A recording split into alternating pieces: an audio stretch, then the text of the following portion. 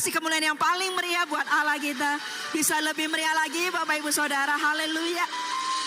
Haleluya. Silakan duduk ya. Senang sekali siapa yang merasakan Tuhan Yesus hadir di tengah-tengah kita.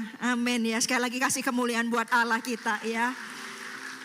Tuhan Yesus kalau hadir itu sekalipun kita nggak bisa lihat ya, tapi kita bisa merasakan ya hadiratnya itu lembut, manis di tengah-tengah kita sekaligus gagah perkasa juga ya. Bapak Ibu Saudara, sepanjang hari ini saya berkhotbah tentang keluarga ya. Ada salam juga dari Pastor Sam, beliau sedang khotbah pelayanan di Surabaya Timur ya, GMS Surabaya Timur. Tadi pagi saya bicara tentang keluarga itu adalah idenya Allah. Hari ini, siang ini saya bicara tentang pusat keluarga adalah Kristus. Lalu kasih dan pengampunan dalam keluarga. Berikutnya peranan orang tua dalam membangun generasi ilahi. Dan yang terakhir keluarga sebagai garam dan terang ya. Seperti yang saya pernah bilang bahwa menjadi seorang mama, menjadi seorang papa, menjadi seorang suami, istri, kita tidak ada sekolahnya ya. Karena itu kita perlu dengar firman Tuhan, bagaimana Tuhan mengajarin kita untuk kita membangun keluarga ya. Keluarga tidak bicara tentang orang suami istri saja, tapi bicara tentang orang tua dan anak-anak juga ya. Hari ini yang masih single, jangan khawatir, firman ini juga untuk Anda ya. Karena suatu ketika Anda juga membangun rumah tangga ya, biar ini menjadi bekal untuk masa depan dalam membangun rumah tangga. Sebelum saya sampaikan firman, saya ingatkan hari ini adalah hari Servolution dibuka ya. Ini adalah waktunya, tidak selalu setiap minggu buka. Ini adalah waktunya untuk Anda memberi diri, melayani Bapak Ibu ya. Dengan apa kita bisa balas kebaikan Tuhan? Kalau tidak kita berikan hidup ini untuk dipakai ya. Ada yang jadi asyir, ada yang jadi pendoa, ada yang jadi sipro ya, yang tadi ini ya, yang di depan saya ini namanya sipro ya. Ada yang juga jadi traffic, ada di crowd ya, bagian parkiran, volunteer, ada yang juga menjadi DM gitu ya, DM yang hitung hari ini kehadiran jemaat ada berapa gitu ya. Itu ada semua, ada pelayanan bagian itu, ada pelayanan apalagi ya, saya nggak bisa sebutin satu-satu, multimedia ini ya yang mengoperasikan LED semuanya ya. Ada pelayanan sound juga, pelayanan welcome, apalagi PAW iya, Eagle Kit karena kamu gembala Eagle Kit ya. Pelayanan Eagle Kit ya, apa yang bisa muncul di sosial media itu juga ada pelayanan namanya communication, ada pelayanan.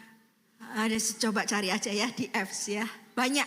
Silakan FLC ya, juga pelayanan FLC bicara kematian, mulai dari lahir sampai meninggal ya, ada pelayanan kejemaatan.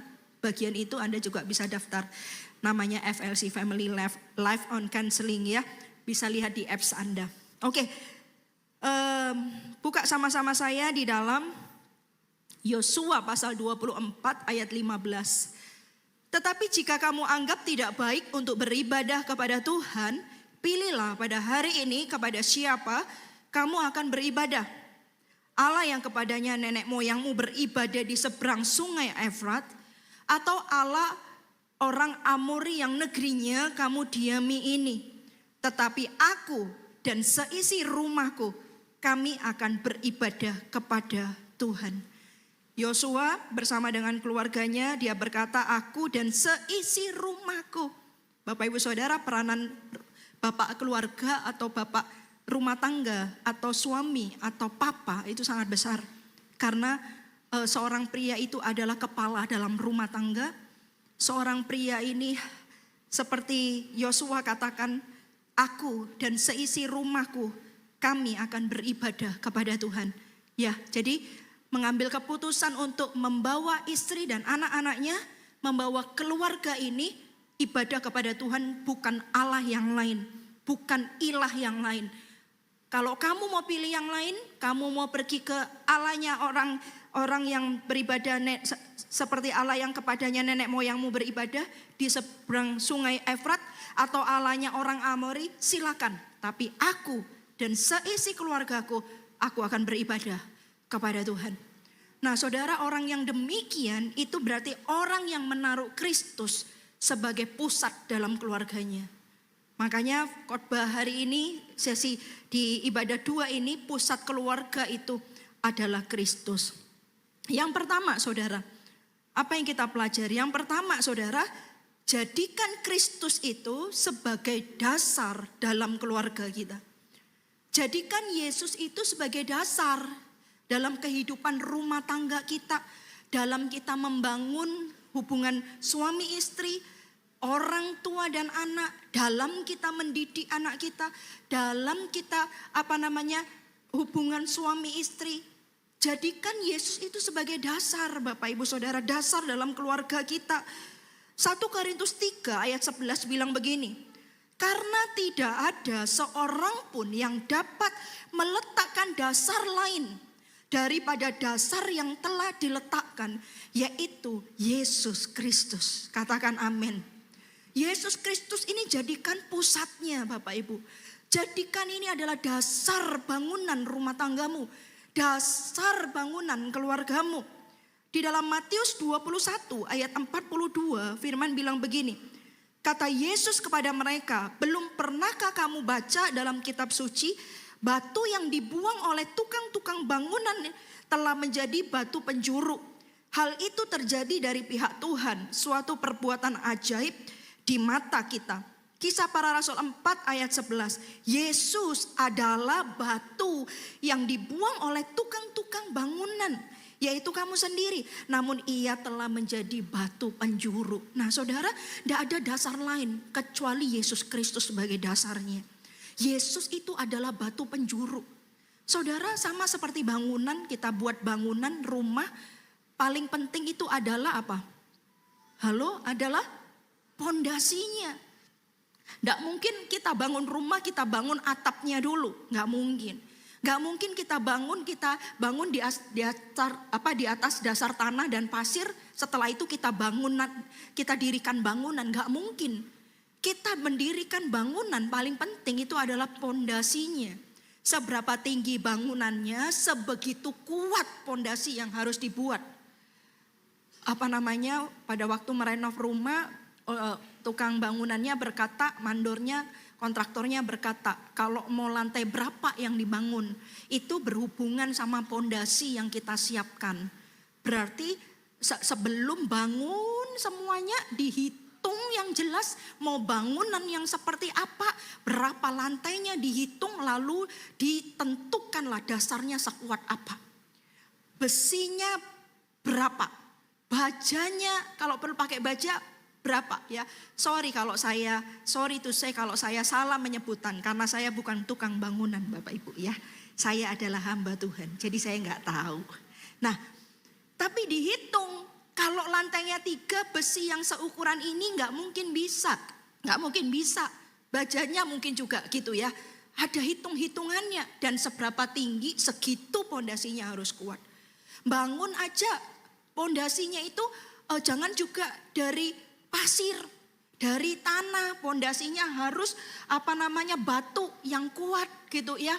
Kenapa? Kalau dari pasir, dari tanah apalagi, nanti ada badai, ada apa, mudah roboh. Saudara sama. Anda mau bangun pernikahan yang kayak apa? Kita mau bangun keluarga model seperti apa?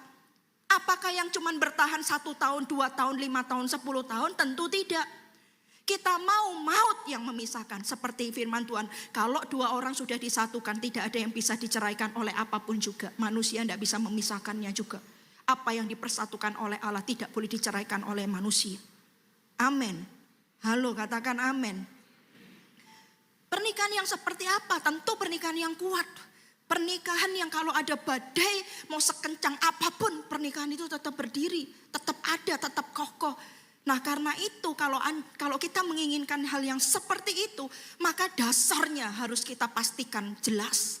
Apa? Bukan pasir, bukan tanah, tapi dasar yang kuat. Batu penjuru, yaitu Yesus Kristus namanya. Katakan amin. Kasih tepuk tangan buat Allah kita. Dasarnya Yesus Kristus. Kenapa? Dia tidak tergoyahkan. Dulu, sekarang, dan selamanya tidak pernah berubah. Manusia bisa berubah. Makanya saudara, betul, orang menikah perlu cinta, iya, tapi cinta bukan segala-galanya. Setuju dengan saya? Jangan katakan amin, setuju dengan saya. Ada yang setuju? Iya dong, gak bisa. Kalau bukan cuma modal cinta, tapi ini yang penting, ada takut akan Allah enggak? Orang takut akan Allah, dasarnya itu Kristus. Dan Tuhan katakan sendiri, aku nih batu penjuru. Batu penjuru itu apa sih Bapak Ibu Saudara, supaya kita ini bisa agak ngerti. Kenapa Yesus dijadikan batu penjuru? Batu penjuru itu apa? Batu penjuru itu begini, batu penjuru itu batu pertama dan yang utama dalam bangunan. Saya nggak tahu itu jenis apa ya kalau dalam bangunan. Tetapi batu penjuru itu batu yang utama dan batu yang pertama di dalam bangunan. Artinya apa? Iman dan hidup orang percaya harus berdasar pada Kristus, bukan kepada yang lain. Bangun rumah tangga itu taruh iman dan kepercayaannya bukan dengan kekuatannya sendiri, makanya nggak bisa. Mana ada orang yang bisa bangun pernikahan dengan kekuatannya sendiri, nggak bisa. Perlu Tuhan di dalamnya. Dan kalau Tuhan menjadi batu penjuru dalam kehidupan rumah tanggamu, berarti Anda meletakkan iman dasar rumah tanggamu itu dengan takut akan Tuhan. Tidak tergoyahkan. Artinya apa? Batu penjuru. Batu penjuru itu adalah dari batu penjuru seluruh bangunan baru tersusun. Mau disusun lurus, seimbang gitu ya. Jangan sampai miring sedikit nanti bangunannya jadi miring gitu ya. Bangunannya jadi tidak kokoh. Di atas batu penjuru itu baru bangunan-bangunan yang lain, batu-batu yang lain. Dengan kata lain apa? Menjadi penentu arah. Menjadi penentu arah. Saudara, Yesus, kalau Anda meletakkan Yesus menjadi batu penjuru dalam rumah tangga Anda, berarti Anda melibatkan Tuhan menjadi penentu arah dalam rumah tanggamu. Menjadi penentu arah, melibatkan Tuhan. Anak ini mau kuliah di mana? Nanti anak ini mau jadi apa? Libatkan Tuhan. Nanti bagaimana ya? Nanti ini anak-anak sudah besar, gimana nanti menantu? Menantu yang seperti apa? Doakan, libatkan Tuhan di dalamnya. Itu batu penjuru menjadi penentu arah. Ini pernikahan kita dibawa takut akan Tuhan. Suaminya bilang sama istrinya, aku dan seluruh isi rumahku akan beribadah kepada Tuhan. Sama seperti yang Yosua katakan. Kalau yang lain mau ibadah sama Allah nenek moyang di sungai Efrat, yang ini mau berdoa sama Allahnya orang Amori, tapi tidak dengan aku. Aku dan seisi rumahku, aku akan beribadah kepada Tuhan. Saudara, itu meletakkan Yesus Kristus sebagai dasar dalam keluarga, menjadi penentu arah. Baik suami berkata, ayo kita bangun rumah tangga kita menjadi rumah tangga yang takut akan Tuhan. Cewek-cewek di sini yang belum menikah, cari pria yang model kayak begini, yang bisa bawa suatu ketika rumah tanggamu menjadi rumah tangga yang takut akan Tuhan. Cari yang seperti itu, pilih yang seperti itu. Dibawa itu menjadi dasar batu penjuru, menjadi penentu arah. Nanti anak-anak kita, ayo anak-anak kita nanti ini sekolahnya, semuanya, pasangan hidupnya, pekerjaannya, nanti mereka jadi apa? Melibatkan Tuhan di dalamnya. Lalu apa Yesus sebagai batu penjuru? Batu penjuru itu mengikat bagian-bagian bangunan agar menjadi satu kesatuan. Batu penjuru itu bisa mengikat batu-batu yang lain menjadi sebuah satu kesatuan. Artinya apa? Kalau Yesus menjadi dasar dalam rumah tanggamu, akan ada kesatuan dalam rumah tangga. Konflik bisa ada, masalah bisa datang, tetapi selalu akan ada jalan keluarnya. Kasih tepuk tangan yang paling meriah buat Allah kita. Kenapa? Karena Yesus jadi batu penjuru. Khotbah saya tadi pagi saya bilang masalah rumah tangga itu ada 5. Yang pertama komunikasi. Komunikasi gak nyambung terus gitu kayaknya ya. Sampai akhirnya gini statementnya yang ini. Sudahlah terserah. Mau apa kamu, mau apa, terserah kamu gitu ya. Itu sudah sebenarnya bukan, itu adalah kata-kata yang sudah burn out. Sudah gak tahu lagi hubungan suami istri mau dibawa kemana. Baik termasuk orang tua ke anak. Terserah kamu, itu sebenarnya sudah tidak ngerti lagi bagaimana cara mendidik dan mengarahkan anak kita. Sudah hopeless, sudah tidak punya harapan lagi. Saudara, yang pertama komunikasi. Masalah keluarga bisa apa lagi? Yang kedua masalah keluarga, in-laws, ya, mertua, menantu, masalah kakak ipar, adik ipar segala macam. Orang tua intervensi rumah tangga kita. Atau kakak atau adik ini ngeriwui. What is ngeriwui ya tuh ya, kok sulit. Apa ya ngeriwui ya? Ganggui aja gitu ya. Kita sudah rumah tangga sendiri-sendiri tapi makan masih minta kita misalnya gitu. Atau apa? Mestinya dia bisa bekerja tapi dia malas. Tapi kemalasannya berdampak sama keluarga kita. Jadi masalah juga dalam rumah tangga. Apa masalah ketiga? Masalah ketiga bicara tentang kesetiaan. Ada pil, ada will, kapsul nggak ada Bapak Ibu Saudara ya. Pria idaman lain, wanita idaman lain. Masalah kesetiaan. Apa masalah keempat? Masalah keuangan. Tidak bisa diremehkan. Nggak bisa kita makan, oh lapar, anakmu habis susu minta uang, oh I love you. Nggak bisa Bapak Ibu. Harus punya uang beli susu. Makanya ya jangan modal I love you. Kerja, kalau yang pria, wanita juga sekarang emansipasi kerja juga gitu ya. Nggak bisa, uang itu bisa menjadi problem utama dalam rumah tangga. Yang kelima apa? Masalah keintiman, hubungan suami istri. Itu juga bisa menjadi masalah besar dalam rumah tangga. Ada 5 Bapak Ibu Saudara masalah. Tapi saya kasih tahu waktu tadi pagi khotbah. 5-5-nya itu memang jadi masalah dalam rumah tangga. Tetapi kalau Yesus ada dalam rumah tangga mereka, tidak ada yang tidak bisa. Semuanya Tuhan bisa tolong. Katakan amin. Dia bisa memersatukan. Kalau Yesus menjadi dasar dalam keluarga, dia itulah pemersatu. Dia yang bisa mempersatukan keluarga yang mungkin sudah berantakan, yang hancur, yang rusak. Tuhan bisa perbaiki. Itu keahliannya Bapak Ibu Saudara. Itu kalau Yesus dijadikan batu penjuru. Apalagi kalau Yesus jadi batu penjuru, kokoh tidak tergoyahkan. Karena Allah kita itu dulu, sekarang, dan sampai selama-lamanya tetap sama. Kasihnya, kuasanya sama. Dia kokoh, dia tidak tergoyahkan. Demikian juga kalau keluarga kita dibangun dengan dasar yang kokoh tidak tergoyahkan. Mau badai, mau angin sekencang apapun. Saudara, di Jepang itu rumah sudah didesain untuk tahan gempa. Bahkan kalau saya salah mohon maaf. Bisa dengan skala lebih dari 8 skala Richter. Tahan gempanya bisa seperti itu. Kenapa?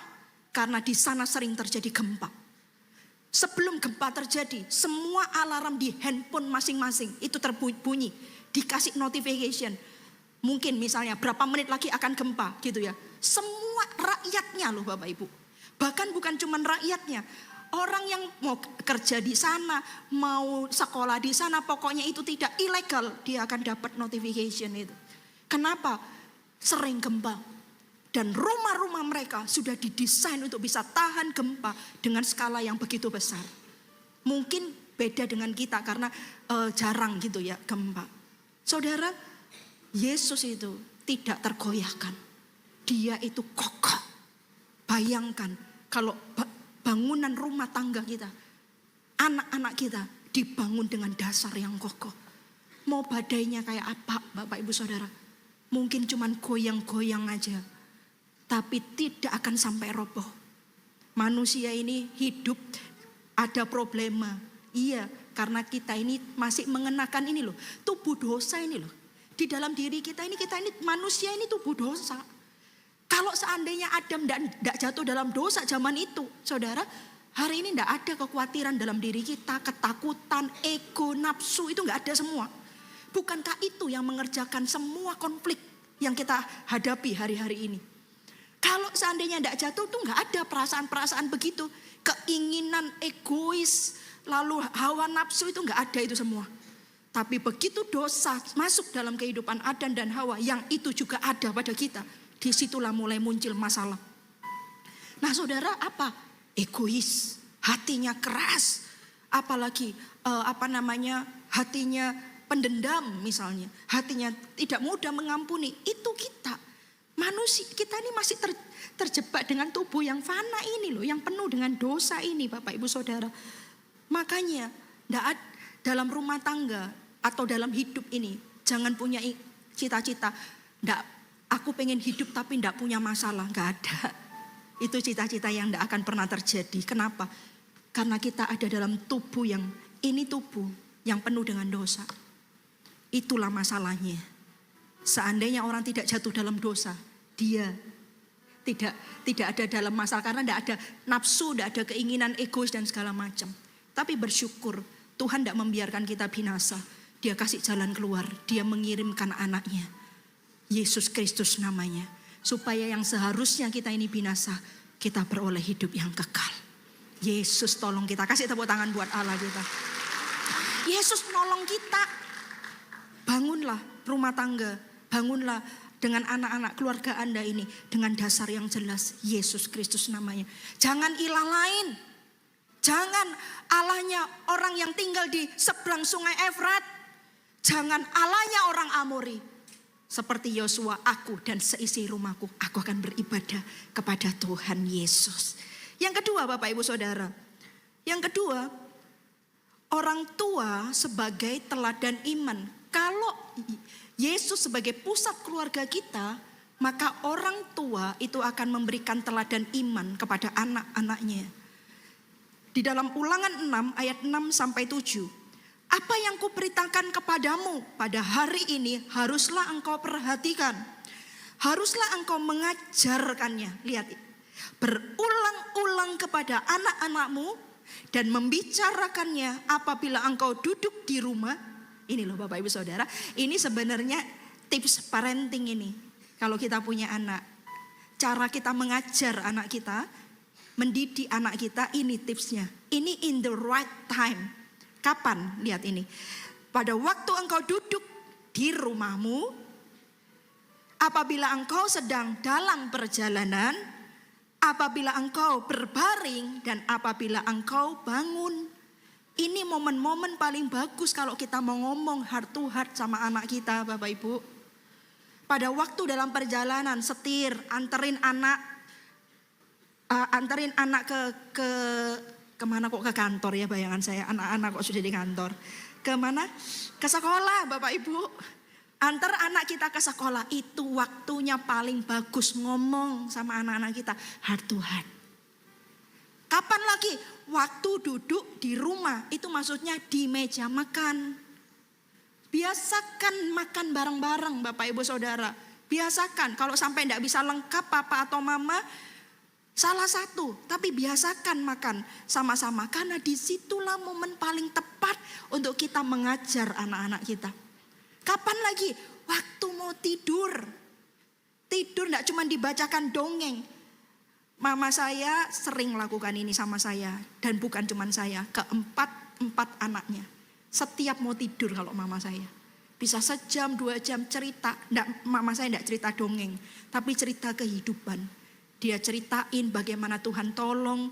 Dia cerita-cerita itu. Jadi kita selalu, mama saya tidur, anak 4 ini di sebelahnya. Dengerin mamanya cerita. Dengerin mama cerita ngomong apa. Dan itu semua masuk sampai hari ini saya masih ingat. Momen-momen penting, hal-hal penting dalam hidup saya dapat ketika sebelum tidur. Karena mama saya mengajarkannya ketika sebelum tidur. Lihat, apabila engkau berbaring dan apabila engkau bangun.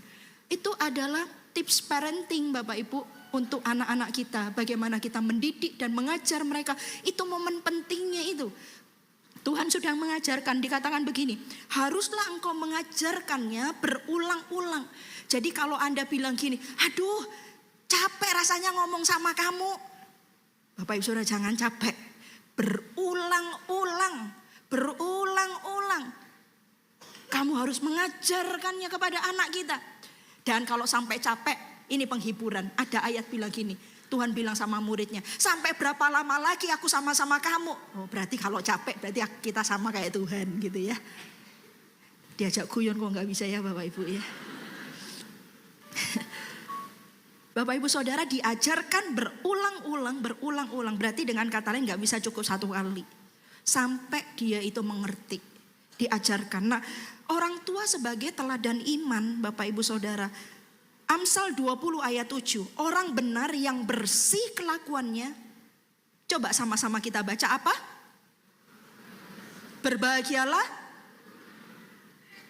Masa tiba-tiba otomatis kita benar? anak kita benar, nggak mungkin diajarkan. Prinsip hidup orang tua, teladan iman orang tuanya diajarkan kepada anak-anaknya. Karena itu kita tidak boleh absen jadi orang tua, Bapak Ibu. Kita tidak boleh absen. Kalau memang tuntutan pekerjaan membuat Anda seperti itu, tetapi Anda harus membayar ekstra, membayar harga lebih. Untuk tetap memenuhi kehadiran Anda itu di dalam rumah tangga. Baik sebagai istri, baik sebagai suami, baik sebagai papa, baik sebagai mama. Tidak boleh absen, apalagi papa, Bapak Ibu Saudara. Kita tidak bisa menyerahkan tanggung jawab mendidik anak, mengajar anak itu kepada pihak perempuan saja karena yang ada di rumah, tidak. Karena kalau Anda baca di dalam Maleakhi pasal yang terakhir, hati anak akan kembali kepada bapak, hati bapak kembali kepada anak. Ada banyak generasi ini fatherless. Generasi yang kehilangan figur seorang bapak. Kalau selalu disentuh tentang masalah bapak, tidak ada orang yang tidak tahan untuk nangis, Bapak Ibu Saudara. Bahkan termasuk Anda yang mungkin hari ini kita sudah jadi bapak.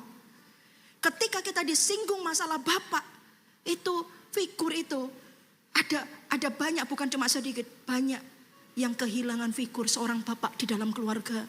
Karena itu Tuhan berkata, hati anak akan kembali kepada bapak, hati bapak akan kembali kepada anak. Kita tidak boleh fatherless di dalam rumah tangga kita. Kalaupun mungkin sudah ada perceraian dalam kehidupan rumah tangga Anda cuma tinggal mama saja. Saya percaya Tuhan juga akan tolong mama, peranannya juga akan menjadi seorang papa dalam kehidupan anak-anaknya. Tapi peranan orang tua, terutama pria, tidak boleh absen dalam rumah tangga. Terutama peranan seorang bapak, itu besar. Bapak itu tidak usah ngomong apa-apa, kehadirannya ditunggu. Baik oleh istrinya, baik oleh anak-anaknya. Cuman kehadirannya aja membuat keluarga itu bisa menjadi ayem dan tentrem. Ya kayak gitu. Itu figur seorang bapak. Bapak Ibu Saudara, ini orang tua sebagai teladan iman. Tidak cuma bicara tentang bapak-bapak, termasuk ibu-ibu juga. Jadilah mama yang coba kita lihat ayatnya. 2 Timotius 1 ayat 5. Sebab aku teringat akan imanmu yang tulus ikhlas, yaitu iman yang pertama-tama hidup di dalam nenekmu Lois dan di dalam ibumu Eunike, dan yang aku yakini hidup juga di dalam dirimu Timotius. Jadi Timotius ini punya nenek Lois, punya mama Eunike, ya. Neneknya, mamanya takut Tuhan, punya iman tulus ikhlas kepada Yesus Kristus. Papanya orang Yunani, tidak kenal Tuhan, tapi dia bisa menghasilkan seorang Timotius, anak muda yang dipakai Tuhan secara luar biasa. Jadi saudara, teladan iman itu harus diwariskan. Harus diwariskan, jangan absen, jangan seperti Imam Eli. Imam Eli dia seorang imam, tapi dia tidak pernah mengajarkan anak-anaknya teladan iman dan takut akan Tuhan kepada anak-anaknya. Sehingga anak-anak Imam Eli hidup tidak takut akan Tuhan. Kita tidak mau. Kalau Kristus sebagai pusat dalam keluarga kita, itu artinya kita sebagai orang tua ambil peranan itu. Ambil peranan untuk apa? Untuk menjadi teladan iman bagi anak-anak kita. Ajak mereka, kalau masih kecil, ajak mereka datang ke ibadah anak. Kalau perlu temenin. Kalau temenin, Anda nanti korbannya gimana? Anda tidak dapat makan firman ya saudara. Mungkin Anda bayar harga lebih gitu ya. Ada ini ibadah 1 saya ikut makan dulu, makan firman. Setelah itu ibadah 2 anterin anak-anak. Tapi anterin anak-anak Anda ibadah. Bersyukur ada di GMS. Dari semenjak kecil, paling kecil sampai usia senior. Digembalakan dengan baik. Dimuridkan di gereja ini. Ada yang namanya gereja anak. Doakan ya, bisa ada Little Eagle, betul? Little Eagle itu apa? 0 sampai berapa? 0 sampai 3 tahun. Nanti ada. Jadi kalau sekarang masih belum. Sekarang All Star Super Trooper. All Star itu 3 sampai 2 sampai 5 tahun. Gitu ya. Lalu setelah itu ada Super Trooper. Ada voltage setiap Sabtu jam 2 siang. Bayar harga, termasuk pendetanya juga. Pastor Sam dan saya. Dari Nusa 2 antar ke sini Bapak Ibu Saudara. Bayar harga. Ada teen, AOG teen, anak-anak SMP. Ada AUG Youth, arahkan mereka. Jadi teladan iman buat mereka. Bahkan kita juga ada ibadah ini umum, disertai ibadah anak di bawah, ada ibadah senior, jadi teladan. Saudara, kita sebagai orang tua pasti kepikirannya gini, nanti anakku besar nih gimana? Yang dipikir sekarang warisan materi kita pikirkan. Ada yang lebih penting dari warisan materi. Warisan iman jauh lebih penting dari warisan materi. Kasih tepuk tangan buat Allah kita. Dan itu harus kita wariskan. Kita menjadi teladan bagi mereka. Yang ketiga, Bapak Ibu Saudara. Kalau Kristus sebagai pusat keluarga kita, yang ketiga, doa dan firman hidupkan di dalam rumah. Doa dan firman itu hidup di rumah kita. Harus ada doa. Lewat apa? Mesbah keluarga, mesbah doa. Ada firman. Gitu ya. Anak-anak disuruh baca Alkitab, termasuk kita juga. Kalau ada waktunya bisa baca Alkitab sama-sama. Saudara, kalau zaman dulu gitu ya, di zaman ini perjanjian di zaman dulu ya 2000 tahun lebih yang lalu gitu ya. Mereka itu kalau berkumpul apa? Menghafal Taurat bahkan sampai titik koma dari anak-anak, dari masih masa kecil. Sama kita juga. Kalau Kristus menjadi pusat keluarga kita, doa dan firman itu ada dalam rumah kita. Bangun mesbah keluarga. 2-3 orang berkumpul dalam namaku, aku hadir. Aku hadir. 2-3 orang siapa? Keluarga, orang tua dan anak. Undang Tuhan. Tidak usah lama-lama, sederhana, ajak doa sama-sama misalnya gitu. Dikatakan begini, Matius 18 ayat 19-20. Dan lagi aku berkata kepadamu, jika 2 orang daripadamu di dunia ini sepakat meminta apapun juga, permintaan mereka itu akan dikabulkan oleh Bapakku yang di surga. Sebab di mana 2 atau 3 orang berkumpul dalam namaku, di situ aku ada di tengah-tengah mereka. Ini penting. Kalau Kristus jadi pusat keluarga kita, doa dan firman itu paket sama, itu paket. Ayo bangun mulai sekarang. Doa, saudara, doa itu powerful. Doa ada berapa banyak hari ini kalau coba kita ingat-ingat, coba kita sadari. Keluarga kita ini musimnya macam-macam, kadang di gunung yang tinggi, kadang dalam lembah. Tapi semuanya itu karena doa. Siapa yang percaya? Saya juga. Kemarin Pastor Sam juga nanti Pastor Sam akan saksi sendiri.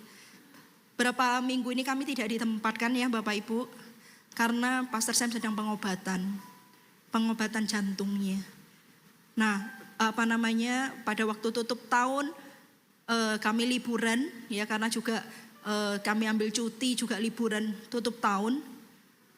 Waktu liburan tuh enggak kuat jalan, jadi jalan sebentar diem, gitu ya.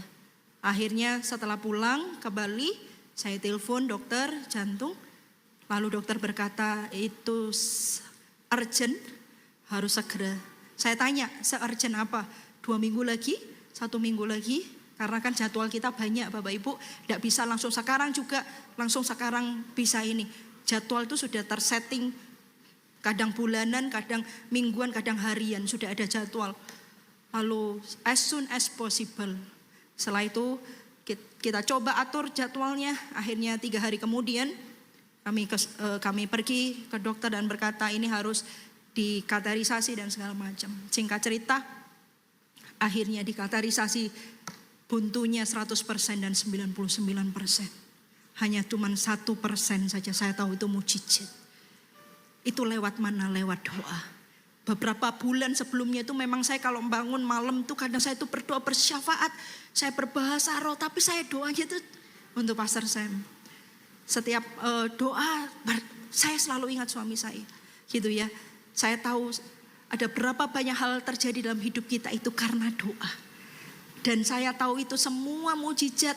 Dokter berkata harusnya bypass di meja operasi itu. Pastor Sam berkata kalau di bypass aku gak mau, mundur saja. Lalu saya bilang sama dokternya, tolong diusahakan untuk bisa ring saja, kami tidak mau bypass. Saudara, berulang kali dokternya bilang, kalau bukan yang di atas, kalau bukan ada yang tolong, dokternya tidak kenal Tuhan. Dia bilang gini, punya jimat apa katanya. Harusnya gak bisa. Tapi puji Tuhan, Tuhan lakukan perkara dan mujizatnya dalam kehidupan Pastor Sam. Gitu ya. Karena apa? Doa. Saya tidak punya kekuatan apa-apa, keluarga kami juga. Tapi saya punya doa. Saya sangat-sangat percaya. Doa besar kuasanya. Sangat percaya. Bapak Ibu, karena itu tidak ada di muka bumi ini yang tidak bisa. Kita punya kekuatan, kita punya doa. Lutut yang berdoa ini. Lutut yang berdoa. Saya ingat di 1x2 itu kan saya, Ibu tunggu di ruang ini 1x2, ruang monitor itu namanya. Nanti sewaktu-waktu kami akan panggil, katanya dari pihak dari susternya bilang gitu. Saya di ruangan itu Bapak Ibu. Saya apa yang saya lakukan, saya taruh handphone jauh-jauh. Pertamanya begitu saya sudah dengar di meja operasi itu dokter bilang, gimana ini? Suamimu 100% dan 99%. Ini bisa sudden death. Apa yang harus dilakukan? Saya bilang, oke, kalau tidak bisa, kalau harus bypass kita mundur. Orang tuh tanya, kok bisa di titik kritis ngomong gitu? Saya tahu itu mungkin seperti Abraham yang berkata, nanti kami akan kembali ke tempat ini lagi.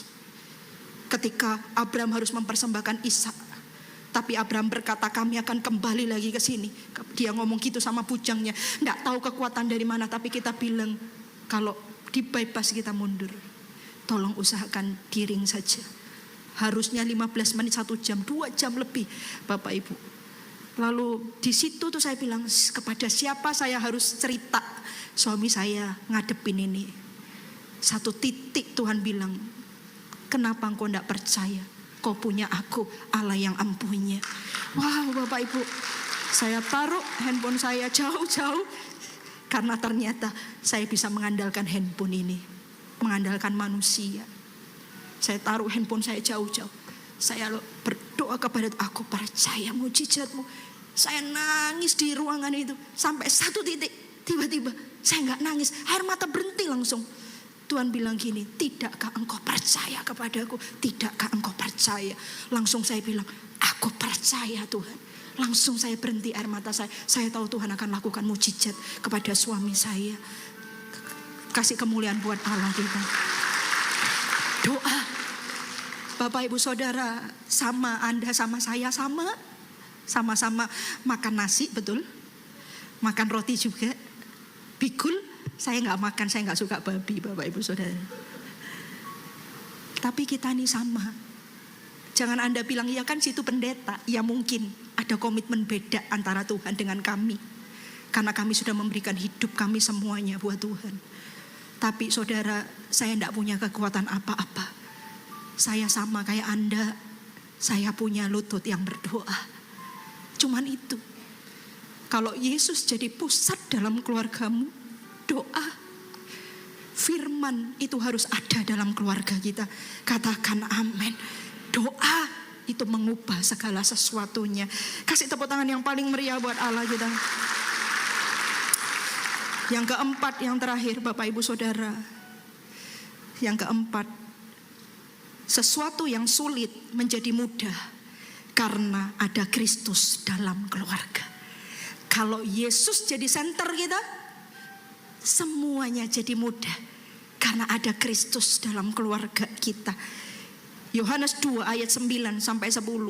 Setelah pemimpin pesta itu mengecap air yang telah menjadi anggur itu. Ini mujizat Tuhan mengubah air menjadi anggur. Lalu kan Tuhan tuh bilang sama bujang-bujang itu, berikanlah air itu kepada pemimpin pesta. Lalu mereka, ini yang saya katakan, tidak tahu ya mujizatnya terjadinya kapan. Itu kan air itu menjadi anggur. Itu kan anggurnya habis dalam pernikahan itu.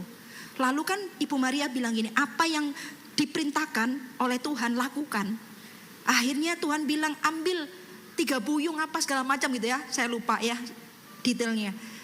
Akhirnya saudara dilakukan. Lalu Tuhan bilang gini, lalu Yesus bilang gini, pergilah ke pemimpin pesta, suruh ke sana. Saudara, entah ketika bujangnya ini mulai taat, atau di perjalanan, atau ketika pemimpin pesta menciduk air itu, saya tidak tahu. Tapi tiba-tiba air itu berubah jadi anggur. Saudara, itu loh Tuhan kita ajaib. Kadang pada waktu kita taat, atau perjalanan ketaatan kita, atau yaitu ketika pemimpin pesta mulai ciduk air, lalu tiba-tiba airnya langsung berubah jadi anggur. Kita nggak tahu. Tapi yang pasti, kalau Yesus itu ada dalam rumah tangga kita, air itu akan jadi anggur. Kasih tepuk tangan yang paling meriah buat Allah kita. Dan ini loh, setelah pemimpin pesta itu mengecap air yang telah menjadi anggur itu, dan ia tidak tahu dari mana datangnya, tetapi pelayan-pelayan yang mencedok air itu mengetahuinya. Ia memanggil mempelai laki-laki dan berkata kepadanya, setiap orang menghidangkan anggur yang baik dahulu, dan sesudah orang puas minum, barulah yang kurang baik. Akan tetapi engkau menyimpan anggur yang baik sampai sekarang. Dengan kata lain gini loh, oh iya, ini masih baru menikah, cintanya masih menggebu-gebu, romantisnya masih kuat. Coba nanti kita lihat 10 tahun, 20 tahun ke depan. Saudara, ini maksudnya apa?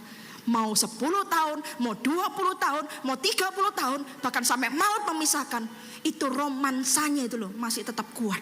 Karena anggurnya itu akan selalu baik, dan yang terbaik Tuhan sediakan. Itu kalau Yesus hadir, Bapak Ibu. Itu kalau Yesus hadir. Nggak ada, kita kayak temenan ya. Ini sahabat saya ini. Loh, ini bukan sahabatmu. Ini adalah pasangan hidup Anda. Pasangan hidup itu jadi sahabat, iya, tapi dia bukan sahabat kita. Pasangan tetap pasangan. Tetap kalau disentuh-sentuhan tetap ada setrumnya, Bapak. Bukan karena yang satunya nyolok listrik gitu jadinya kesetrum. Enggak. Jadi maksudnya itu chemistry-nya masih ada. Meskipun udah tua, Bapak Ibu. Itu segala sesuatu yang sulit akan mudah. Anda apa yang Anda hadapi, rumah tangga apa, problema apa, mendidik anak Anda mungkin sudah pergi dari rumah, tidak tahu kapan dihubungi, tidak bisa, tidak kembali. Saudara, kalau Yesus hadir, segala sesuatu yang sulit menjadi mudah karena Kristus ada di tengah-tengah kita. Katakan amin. Mari saya undang semua bagi berdiri.